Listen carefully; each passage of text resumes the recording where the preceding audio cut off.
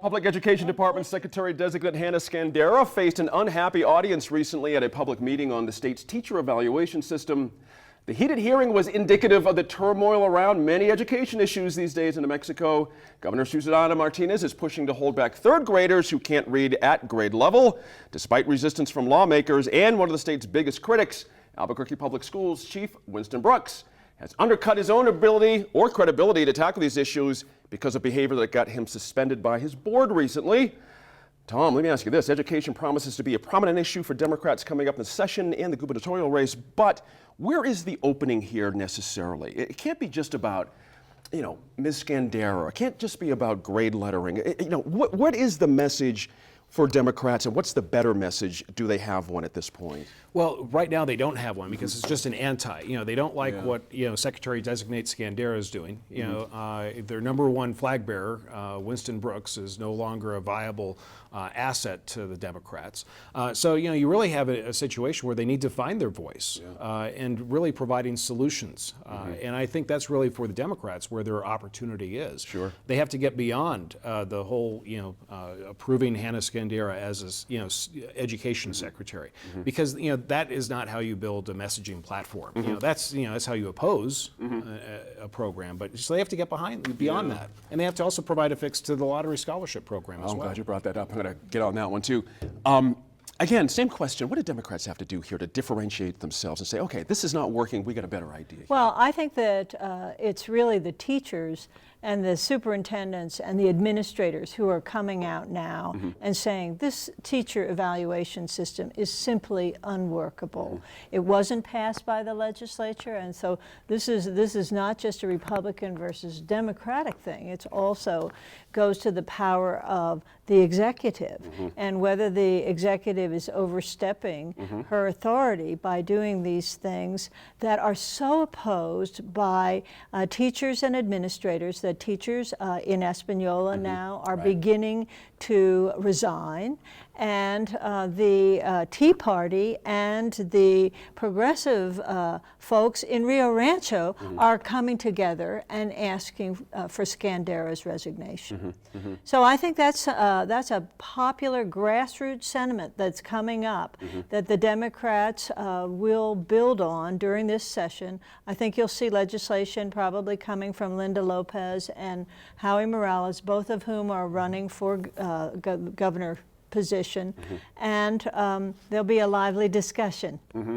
Right, to say the least. Yeah. Juliet, in Santa Fe, interesting, a little bit reprieve there on how students get evaluated. It looks like PED is allowed to do this for a year. Any upshot there we should glean about what's happened? Well, the PED did allow districts to apply for minor tweaks, I think you could describe, to the basic matrix, the 4-part matrix. And the PED matrix called for 50% of the end result to be based on student test scores. Right. And I'm told that the challenge with that, one of the many challenges, was that the administrators didn't have access to that information as they were inputting all the other information, and 50% is a big chunk to not know. How is this teacher going to come out in the end?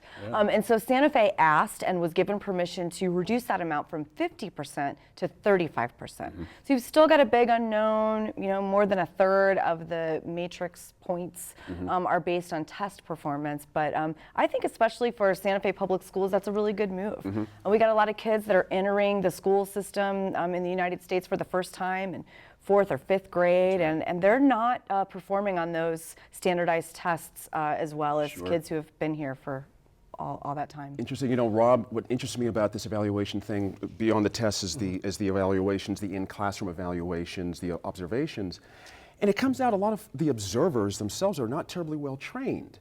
And so it just gives one a pause. Like, how are we supposed to do this? It just seems awfully subjective, sitting in the back of a classroom evaluating someone's performance. But on the other hand, though, I mean, right now the teacher evaluation system we have basically gives every teacher, I think it's like 98 or 99% of the teachers in the state, quote, meet competency. It's sort of like the old No Child Left Behind law or edict, where either the kid passed or he doesn't. Either he or she made it or they don't make it, and that's one of the reasons why the governor and Ms. Scandera and also the legislature approved this A through F grading system. So you could have at least some distinctions there rather than just yay or nay. Right. So and another interesting wrinkle to this whole thing is that in the Rio Grande Sun they had an article that Senator Feldman mentioned about how some of the people there don't like it,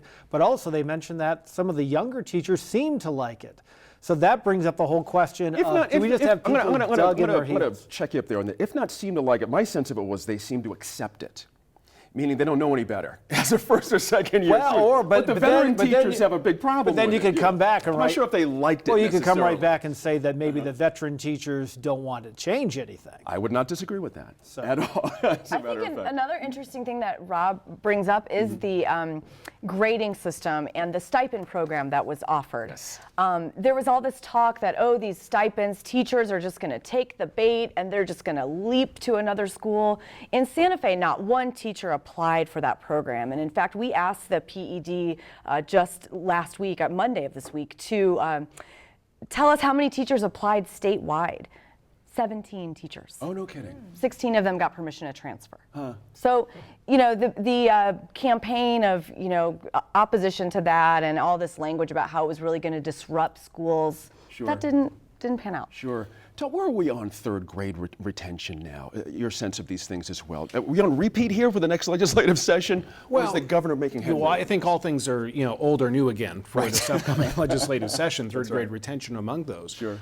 You know, just to, you know, kind of talk a little bit about, you know, the contentious atmosphere with Secretary-designate Scandera. On Wednesday, she gave a very thought-out presentation to the Economic Forum in Albuquerque on the whole topic of, you know, the teacher, you know, as far as the evaluation process. And it was an uneducated crowd from the perspective of, you know, these are not teachers, they're not administrators, they're just simply business folks. And she did a very good job of explaining the whole process. But really the big nugget in that whole presentation was her talking about the sea change that has taken place between PED and the Albuquerque Public Schools.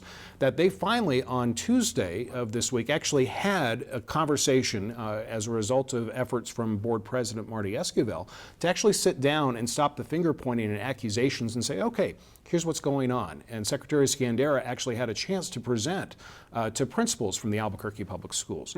Now, she says some people walked out, you know, others stayed, but the fact that that dialogue is taking place, I think, is the first step to make, you know, saying, let's see if this does work. You know, let's get rid of all of the, you know, let's guess what's going on, and let's find out firsthand what's going on. Absolutely. We're going to wrap up here with just under a minute, Senator.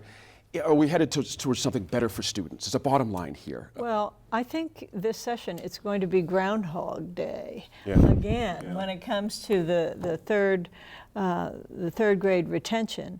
So unless there can be some more fruitful discussion, and I don't see that happening in spite of the meeting, and I don't know whether that meeting between APS and Hannah Scandera was really productive or not. That's the reports that we get from it. It was a closed meeting, and each side, I think, will portray it as the way they want it. And it is an election year, so there may not be a whole lot of incentive for some people to make some progress. I heard it was only slightly less hostile than the well-publicized meeting that was in the paper a couple You of have days to before. imagine, right? You have to imagine. In a moment, we're back to talk about the continuing problems with the Affordable Care Act.